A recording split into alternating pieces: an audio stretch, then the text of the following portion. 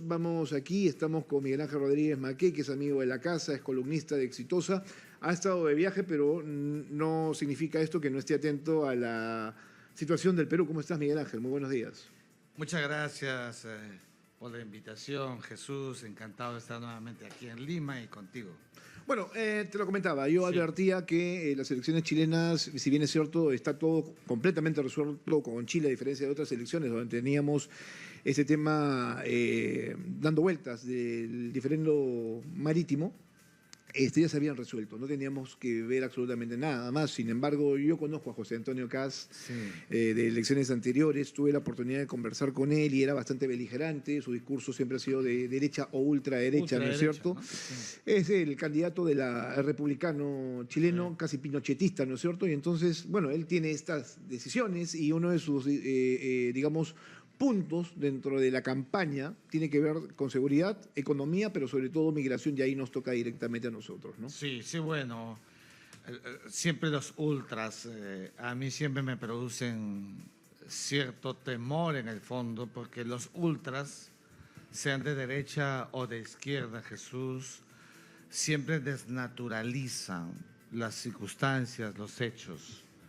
Por eso yo siempre me he sentido muy feliz y muy cómodo políticamente en el centro, a veces comportándose como un centro derecha o un centro izquierda. Aunque es complejo ahora, ¿no? Bueno, estar en ese rango. Es lo más difícil, porque el centro es lo que recogió la doctrina social de la Iglesia, y por eso es que los socialcristianos tenemos una visión compartida recogiendo siempre de todo lo mejor.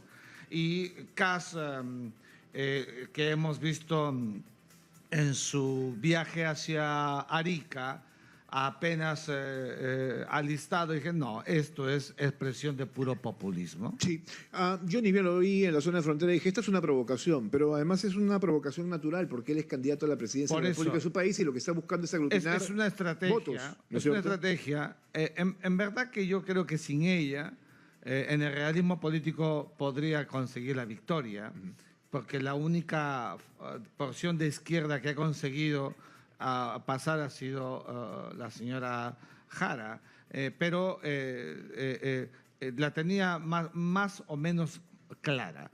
Y con esto es contundente que seguramente el 14 de diciembre va a ser el nuevo presidente de Chile, pero valiéndose de un discurso que ya hemos visto en Donald Trump, que hemos visto en otros actores, pero que, digamos, no es, a mi juicio, el formato adecuado como para conseguir las victorias electorales. Pero esa es su estrategia.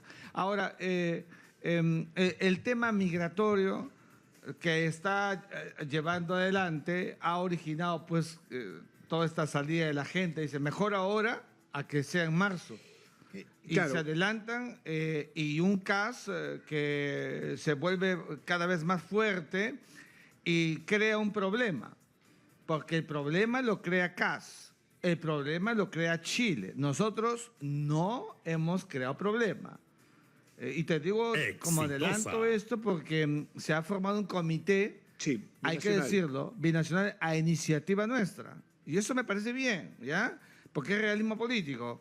Pero tú te sientes en una mesa, pero cuidado, para solucionar un problema, no tanto así. Un problema sí, pero de Chile, no nuestro. Nosotros no, y con esto acabo, nosotros no somos corresponsables de la política migratoria chilena. Nosotros somos responsables de los 2 millones casi que han llegado al Perú en los últimos años, desde que el expresidente Pedro Pablo Kuczynski decidió abrir la puerta de la patria y nos creó todo este problemón. Bueno, pero no hay un problema central por parte de Perú. Eso que tú dices es cierto, sin embargo, para Chile y para algunos sectores que yo he escuchado, al menos en estos últimos días, el problema sí, en cierta manera, para ellos fue generado por el Perú al abrir justamente sus fronteras y permitir, por ejemplo, de que ilegales hagan portana hacia Arica, ¿no? Sí, bueno, siempre va a haber una... Y he escuchado que dicen, nos han jugado mal en ese sentido, pero tampoco, digamos, ¿no es cierto? Tampoco, exactamente. Pero aquí lo cierto es que la porción venezolana en Chile, su objetivo era Chile. Ellos no querían Perú, porque la inmensa mayoría dijo Perú porque se come rico, porque es un país de paz, porque somos extraordinariamente anfitriones, somos un país de paz, ¿ah? Y los demás se fueron. Y los que se fueron llegaron a Chile, ¿eh? Y las estadísticas te lo dicen. No, vas a ver, los venezolanos que llegan a Chile no es que hayan venido a Perú a probar suerte y luego se van. No, para ellos tuvieron siempre claro que querían llegar a Chile, sí. Y Perú fue solo tránsito. Claro, pero una cuestión además valga verdades, ¿no? O sea, las diferencias económicas de ambos países son completamente sustanciales. Distintas. Digamos que Chile tiene una mejor oferta laboral, claro, económica, ¿no es cierto? Entre otras cosas más que para ellos era mucho más atractivo. El cálculo de inmigrantes en Chile con esta condición ilegal, algo así, 336.000 personas. Nosotros no podríamos soportar esa cantidad si es que se produce, por ejemplo, el triunfo de José Antonio Kast y decide aplicar una política de expulsión inmediata, porque les ha dicho, bueno, tienen ya no 3, sino 102 días a partir de ahora para que empiecen a hacer sus maletas e irse fuera de nuestras fronteras. Justamente esa advertencia es la que ha hecho que la gente empiece a hacer maletitas y salga. Pero no es tan sencillo, ¿no? Porque entiendo yo que esta gente que forma parte de una diáspora, ¿no? Que tiene una condición bastante compleja, ¿no? Tiene este acto de protección por parte del derecho internacional, que es el carácter de ser refugiados. El alto comisionado de las Naciones Unidas para los Refugiados, eso es muy cierto. En realidad, el migrante per se, Jesús, es vulnerable. Y hay que siempre atenderlo, y el carácter que se superpone en relación al migrante es el carácter humanitario. Claro, o sea, eso no podemos negar. ¿En qué momento? Y ahí también le doy la razón a algunas personas que se oponen justamente al ingreso de un migrante más. ¿Cuánto más puede soportar un país? ¿No es cierto? Perú tiene 1.2 millones de ciudadanos en esa condición también. Mira, justamente, qué bueno que lo digas, porque ahí es donde viene el tema, que siempre digo en la clase, cuando tocamos derecho migratorio. Es decir, frente a la libertad de tránsito de la persona, o sea, derecho humano inmanente, ¿no es cierto?, está el otro derecho, el derecho del Estado, la soberanía, el sistema westfaliano, Westfalia, amigos, la paz de Westfalia que creó el concepto de soberanía, que dice que el Estado, Jesús, es el que decide quién entra y quién no en su territorio. Entonces, las dos visiones en el siglo XXI siguen contrapuestas, y yo sigo creyendo que el Estado es el que tiene que tomar la decisión, porque si no, entonces, ¿cómo podríamos permitir que sea la puerta de ingreso para todos? Claro, entiendo yo, pues obviamente que esto no es solamente del Perú, es de diferentes países de América, en diferentes países de América Latina, Estados Unidos, con México, mira, constantemente está en este tema, tanto así que Donald Trump era su intención deportar a 11 millones, cosa que todavía no ha podido cumplir, siendo ya o haberse cumplido su primer año de mandato. Y lo prometió, y es imposible. Es imposible, ¿no es cierto? Bueno, mira, Europa del Este, ¿no? Con todo lo que pasa. Yo acabo de venir, en las guerras. He estado en Nador, el norte de Marruecos, y cruzando nomás está Melilla, ¿no es cierto?, que ha sido usado en algún momento como espacio para que los africanos subsaharianos que salen desde adentro del África del Sur quieran llegar a Europa. Es complejísimo el tema migratorio. Bueno, mira, hasta hace unos años, ¿no? Como Italia estaba tratando de frenar también la inmigración ilegal en sus fronteras. Y es complejo. Ahora, yo entiendo que cada estado se compromete a asumir una cuota justamente de inmigrantes, pero no es tan sencillo, porque los tienes que, digamos, incorporar justamente a tu sistema, ¿no?, poblacional. O sea, forman parte ya de tu población, a lo que tienes que darles además educación, salud y otros servicios sociales. Esa práctica europea de las cuotas nunca se hizo en América Latina. Claro. ¿Quiénes son los que tienen la mayor cantidad de países receptores? Colombia y Perú. Colombia tiene 3,5 millones, nosotros casi 2 millones de venezolanos. O sea, nunca hubo un sistema de cuotas. Podría uno decir que es otra realidad.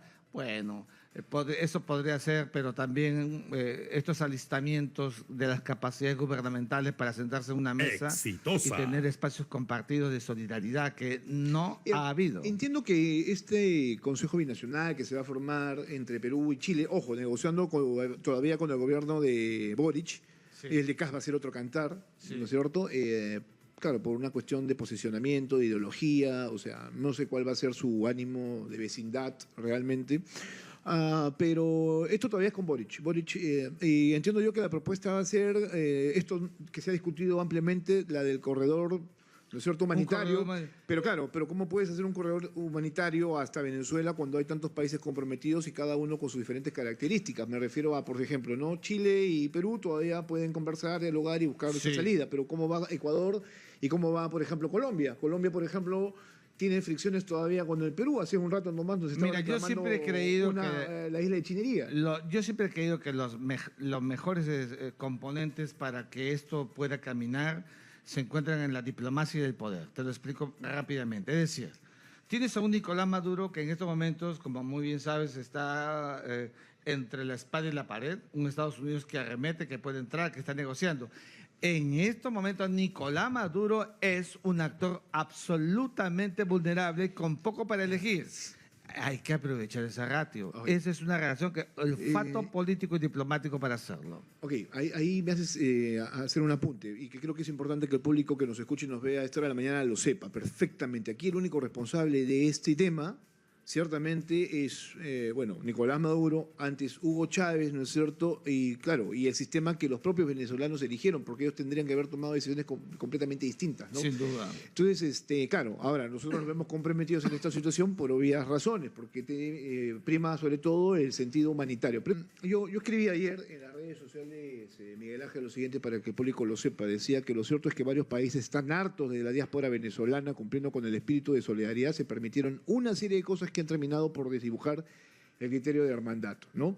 Sí. Y decía, o recuperas tu país o sucumbes al caos. Y decía esto del caos porque, claro, si algo trajo la migración, ¿no?, esta muy, muy masiva de ciudadanos venezolanos, porque es la diáspora más importante de los últimos años en América Latina, no ha habido otra más que esa, ¿no es cierto? No ha habido.